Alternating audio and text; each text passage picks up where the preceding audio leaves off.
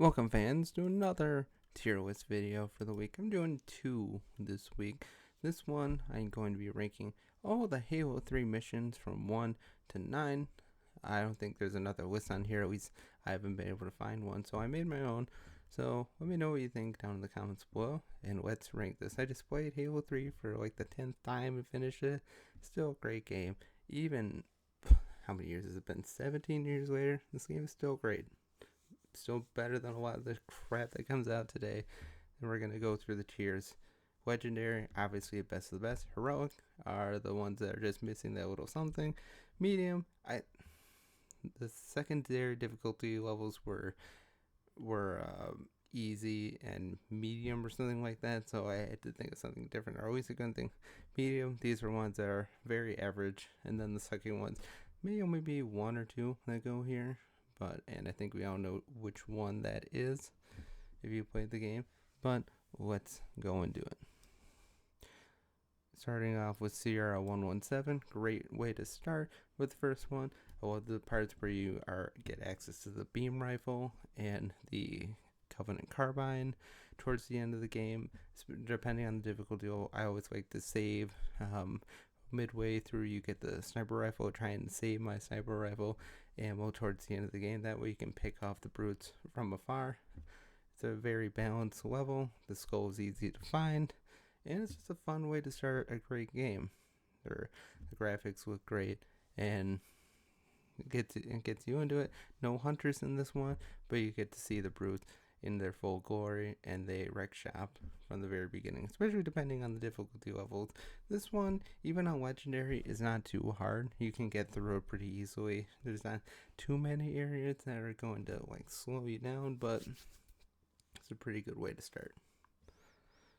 Next we have Crow's Nest. I'll put this one here. I think this one might be a little better than Sierra 117. It's still great. You get access to the machine gun, or the chain gun here, which is really fun, and the Covenant's version of the chain gun, the pulse rifle. Get to see ships coming in and out of the Crow's Nest. You get to fight a couple hunters. Yeah, you get to fight a hunter or two, I believe, if I remember right. The brutes are back and ready to wreck shop again.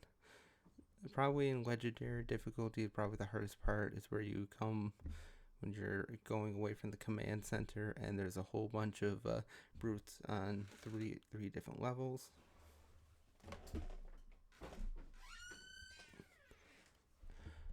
And yeah, it's just another great level.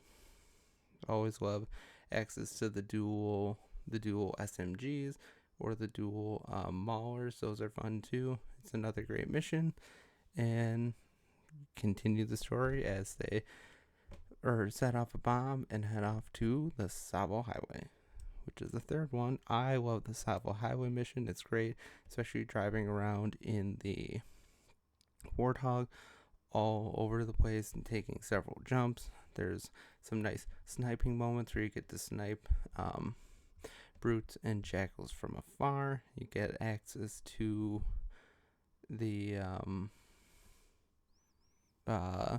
brutes vehicle for a time. I always try and get those, try and snipe off a couple of the grunts to get access to that. That's fun to use. Some of the issues with those little bug things are kind of hard, especially when they're coming out of the shield wall. There's a difficult part, especially on legendary towards the end, where you have the two wraiths that are driving around, and they can be kind of hard. You have to try and take them out from afar and just pick them off, because especially on legendary, if you get hit by, even on the lower difficulties, if you get hit by the full beam, you're gonna die, and it's gonna kick you back past your checkpoint a little bit. It's a fun mission, one of the best in the game for sure, and lots of good weapons to use, and it's just fun to drive around in the Warthog, taking several jumps, have some ghosts you can drive. It's just a fun mission. The Storm. It's definitely one of the best ones up there. Now, this skull in this one is kind of hard because it's in the first lake bed. you have to try and maneuver a wraith, and you have to try and get a hold of a wraith and be able to jump onto a, I don't know, a building. I don't know if you would call it a building.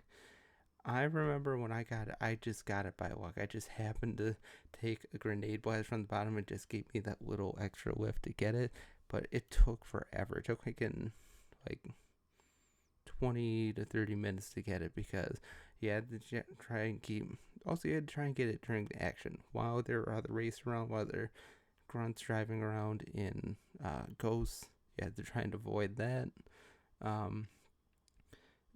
This mission also, you have fun access to the homing rockets, and one of the funnest parts in this mission is driving around on a mongoose with a marine and a rocket launcher on the back, and it's just fun. I mean, it's kind of janky sometimes, the driving around, or if you take a jump, you can roll over easily and get stuck on the terrain, so that's not so fun. But when you're able to drive around, jump over, and the AI of your comrades is actually pretty decent. It takes a little bit to take down the scarabs sometimes, because their accuracy goes down a little bit when they're shooting rockets left and right, but it's really fun. I just love driving the mongoose. It's one of the funnest vehicles to drive around in the game, and it was a really nice addition to it.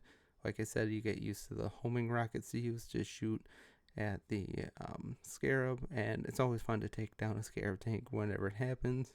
Get access to the sniper rifle later, take down some hunters as well. It's just a fun time, and it's just a really exciting mission. Love the music, love the rising action at the end, and the end of the storm, and the arc or opening up and shooting up into space is pretty fun. All the cutscenes in this mission are pretty cool as well.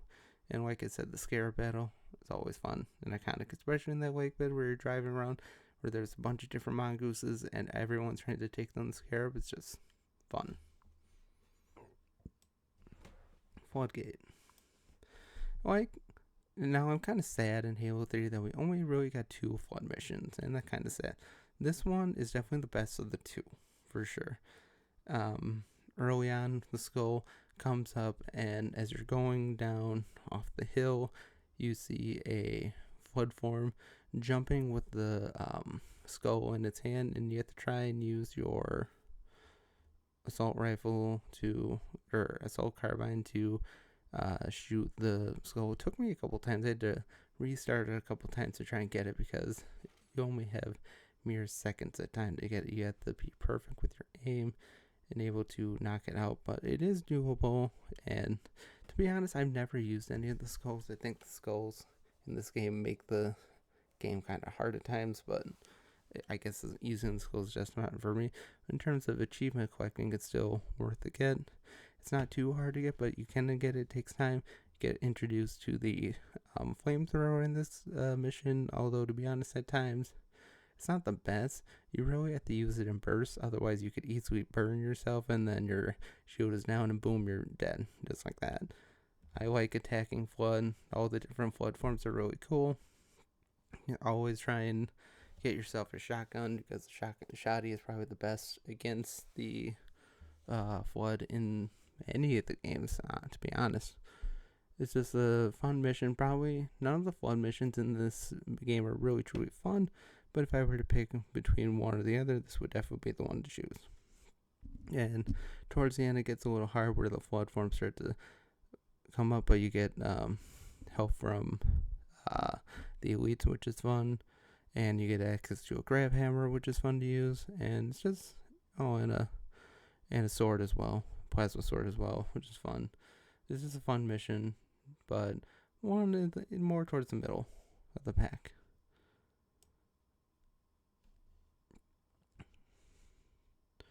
The Covenant. The Covenant is so fun. Driving around in the Brute's vehicles in the sand, getting access to the tank later in the mission, getting a sniper rifle right off the bat, and just taking Brutes left and right. You have a scarab battle, which is fun, especially when you get to use the tank to take it down. It makes it a lot easier. It's just the layout, the architecture of the arc is really fun to see. It's a longer mission, so that's fun. You get more time to see and do things. Driving around in the Brute's vehicle is always fun. Shotgun. The fuel rod gun is fun in this one, although it's kind of cheap sometimes. The little grunts with the fuel rod gun can be strangely efficient at times and strangely accurate, so you have to watch out for that for sure. Some race here and there, so you have to try and I always try and jump onto them and punch them, and it's sometimes hard to get to be able to use them because you have to take off the gunner and then you have to try and take out the driver, and sometimes it's unavoidable destroying it, but it's a fun mission overall, one of the best in the game for sure, but maybe not the best overall when it's all said and done, because this is the best one of all. Again, you get access to the mongoose in this one, which is fun, and you start off the game with the laser gun, which is fun, even though it only has 5 rounds. When you hit the turret, it's fun. Shooting down a brute with it is fun as well. You get access to the hornet, which is fun to use and drive around in. It's really nice and maneuverable. I don't like the button layout sometimes. It's kind of hard to, or it's always hard to find out where you go up and down and adjust your height. But you get access to a tank later on. You get to take down 2 scarab tanks. The Flood help you out fighting against the brutes, but then at the end they turn on you and you have to make your way back, which when it gets to the legendary difficulty, any kind of mission with the Flood on legendary is hard because all those small little flood forms can easily overwhelm you if you're not careful. Some of the brute sections on legendary in this game are hard as well, or in this mission as well. The Scarab battle is not too bad. You just have to try and limit damage to your tank, because the last time I played this, my tank got damaged to hell, and then I had to take the Hornet, which is actually really fun to use the Hornet against the Scarab to knock out their armor and then shoot the blinking light in the back of the tank. It's fun to do. It's just one of the last really good missions in the game before one of the worst missions in the history of Halo. I'm not kidding, and I'm sure a lot of you would agree. Which that is Cortana. I hate this mission. I hate it. I hate it. I hate it. Doesn't matter what difficulty on, it is still hard to get through because there's flood everywhere. They swarm you easily. Do not use the flamethrower, even though in theory it is good to use. It just, there's too many flood forms, and like I said before, if you use it too much, you can burn yourself easily, burn out your shield, and you're dead just like that. Especially when it gets to the higher difficulty.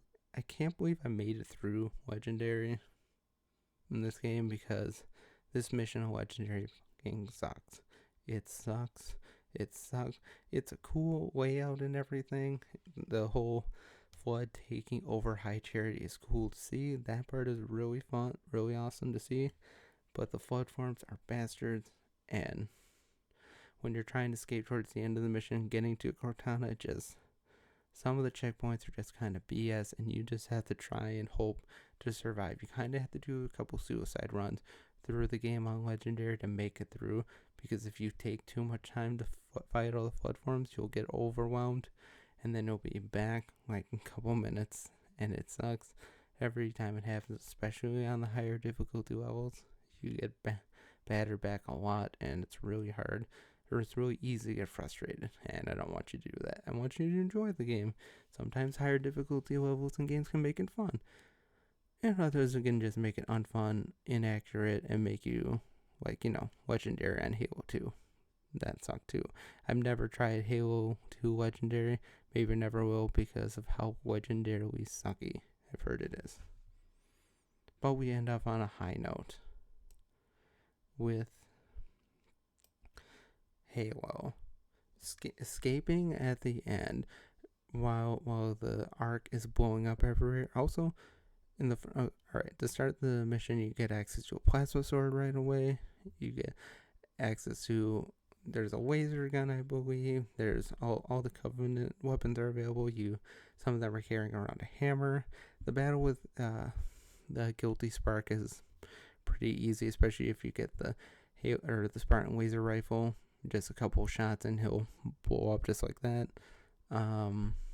it is kind of difficult. Like a lot of the flood missions, it is kind of hard sometimes, especially some of the bigger ones. They take a lot of hits, and you can get overwhelmed pretty easily. You get access to the Sentinel rifle, which is a really fun weapon to use, although you have to use your charge efficiently, otherwise it can run out really quickly. And that ending scene where you're trying to escape on the Warthog with the Arbiter manning the turret gun, and everything's blowing around you. You're just trying to escape. It is kind of BS at times, especially on the higher difficulty levels, or platforms can just blow up underneath you, and then all of a sudden, boom, you're dead, and you're starting over just like that.